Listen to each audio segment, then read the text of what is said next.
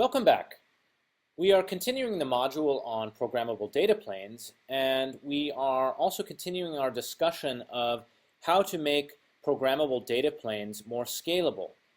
In this part of the lesson, we'll focus on techniques that can be used to make hardware more programmable.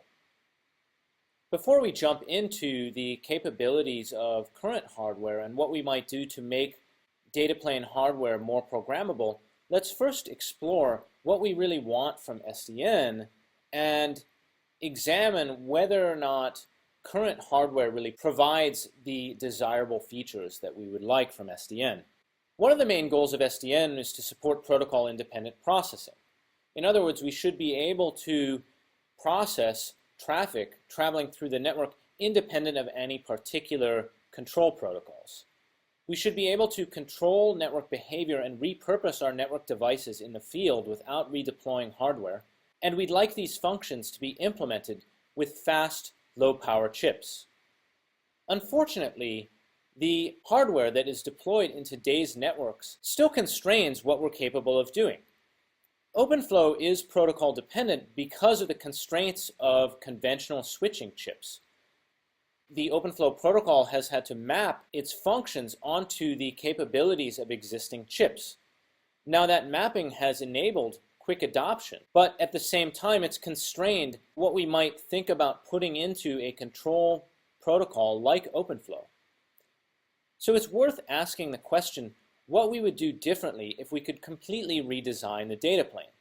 We'll explore this question in the context of two different projects. Both of the projects that we'll look at are rooted in the following insight. There are relatively few data plane primitives that a network device needs to perform. In other words, the set of functions that we want to perform on packets is actually pretty limited. We might need to do some bit shifting or parsing or rewriting of different header fields, various types of manipulations, traffic shaping, forwarding decisions, and so forth, but it's fairly easy to enumerate that list of functions. Now we might compose those functions in different ways, but ultimately the building blocks that we need are in fact pretty limited. So this insight leads us to the conclusion that we can in fact build a flexible data plane by developing a fixed set of modules and coming up with ways or methods of integrating them. In other words, we design hardware that provides the building blocks and then allows us to plumb those building blocks together, and we get a fast programmable data plane. We will look at that approach in the context of two different architectures. One is an OpenFlow chip that provides generalizable, programmable match action primitives. The other is a programmable, modularizable, FPGA-based data plane called Switchblade. Let's first take a look at the OpenFlow chip. The OpenFlow chip design is a recent design exercise to see whether a chip could parse existing and custom packet headers and perform a number of sequential stages of match action to build a much more flexible hardware data plane. Let's take a quick look at the design of this chip.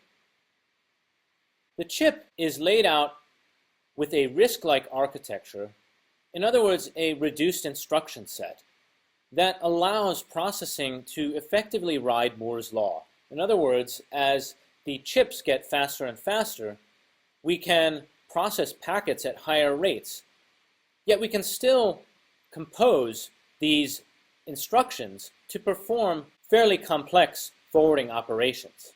The chip has as many as 32 stages of match and action. Let's take a look at what happens for matching and actions at each stage of the pipeline. Match tables need to be flexible. The match tables are tables that are laid out in two parts of memory, TCAM and SRAM. The table structure requires some creative memory management because often processing does not require 32 stages of match and action.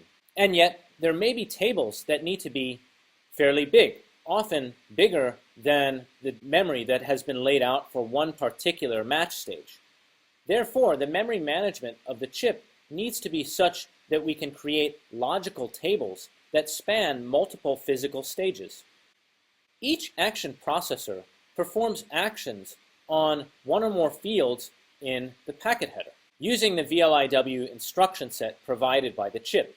Because each action processor takes less than a square millimeter of area on the chip, the processing pipeline can afford many action processors for each stage, potentially resulting in hundreds of action processors across the chip pipeline. This architecture permits a very flexible match action-based programmable data plane for only about a 15% overhead in chip area. However, the data plane is still based on performing sequences of match and action. In practice, network operators may wish to perform increasingly complex and sophisticated operations on streams of packets, such as on-the-fly transcoding or encryption. To perform these more complex operations, we need to place more sophisticated packet processing in the data plane. Of course, customized hardware can do this, but what if we wanted to support this with a programmable data plane? That's the idea behind Switchblade, which is a programmable, modularizable FPGA-based data plane. The main idea behind Switchblade is to identify modular hardware building blocks that can implement a variety of data plane functions, and then allow a developer to enable or disable these building blocks and connect them in a hardware pipeline using high-level software programming languages. Potentially, we may also want to allow custom data planes to operate in parallel on the same hardware. For example, if we had specific traffic flows that needed to be transcoded or encrypted, we might only want to apply that on a subset of the traffic, or traffic coming in on specific virtual interfaces. So we'd like the hardware to support that type of virtualization as well. In other words, we'd like to get the advantages of both hardware and software with minimal overhead. Switchblade pushes custom forwarding planes into programmable hardware. You might have a programmable software router like Click running in one or more virtual environments on a hardware platform. Instead of having all of that forwarding take place in software, we'd like to push that forwarding function, some of which may be custom, down into the hardware. We'd also like to have multiple virtual data planes, each of which supports different custom packet processing pipelines. The first stage in the Switchblade pipeline is the virtual data plane selection. That is, when traffic arrives, we need to determine which virtual data plane or packet processing pipeline the traffic should be directed to. The idea is that Switchblade should support separate packet processing pipelines, lookup tables, and forwarding modules for each of these virtual data planes. A table in memory maps the source MAC address on the incoming packet to the virtual data plane identifier. Based on that virtual data plane that the packet is mapped to, Switchblade then attaches a 64-bit platform header that controls the functions that may be performed in later stages. The header can also be controlled from high-level software programs using a register interface. Switchblade does have a traffic shaping step, but we will not talk about that step in this lesson. Let's proceed to the step where Switchblade performs pre-processing on the traffic. Switchblade selects processing functions at this step from a library of reusable modules that have already been synthesized in the programmable hardware. The preprocessor thus allows a programmer to quickly customize the packet processing pipeline without needing to resynthesize or reprogram functions using a hardware description language. Rather, the programmer can control everything from a high-level programming language.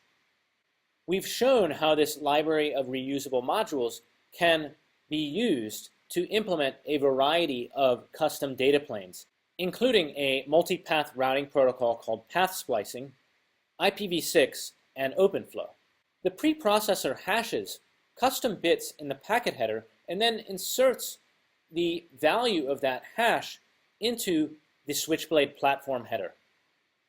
The ability to select custom bits from the packet header to create that hash platform header is what allows Switchblade to perform custom processing and forwarding decisions based on arbitrary bits in the packet header.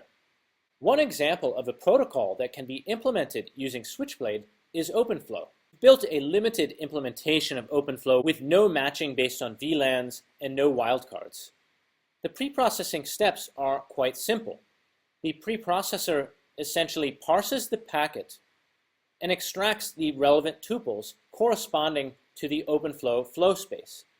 It then passes those bits to the hashing module in the Switchblade preprocessor, which outputs a 32-bit hash value that controls both packet processing and forwarding decisions. Adding new modules in Switchblade, of course, requires Verilog programming, but it is possible. The idea is that synthesizing or adding new modules should not be that frequent, based on our intuition that many custom data plane operations can be performed with relatively few hardware primitives in the data plane. Forwarding consists of 3 steps. There's an output port lookup process, which performs custom forwarding depending on the bits that have been set in the platform header. Wrapper modules allow matching to be performed on custom bit offsets, and custom post-processors allow other functions to be enabled or disabled on the fly. Switchblade also provides the capability to throw software exceptions. So if a programmer wants a particular packet operation to be performed, but the hardware modules do not support it, the programmer can specify that some packets be redirected to the CPU. Those packets are passed to the CPU with the virtual data plane identifier and the Switchblade platform header, which allows for software exceptions to be executed that are specific to that packet's virtual data plane. This combination of virtual data planes and custom post-processing allows Switchblade to perform different packet processing operations depending on the type of packet that arrives. So an IPv6 packet might be subject to a number of operations such as a TTL decrement, whereas a layer 2 OpenFlow packet might be simply directed straight from forwarding logic to the output queues. Other custom protocols, like path splicing, might also be passed through a custom set of post-processing modules that are selected from the pre-synthesized modules. In summary, another way to make programmable data planes scale is to make hardware more programmable. We've built on the insight that if we optimize a few primitives and provide the ability to compose those primitives, then the hardware data plane can in fact be quite simple and yet extremely flexible. We've seen 2 such examples of programmable hardware data planes that build on this insight. One is the OpenFlow chip, and the other is Switchblade.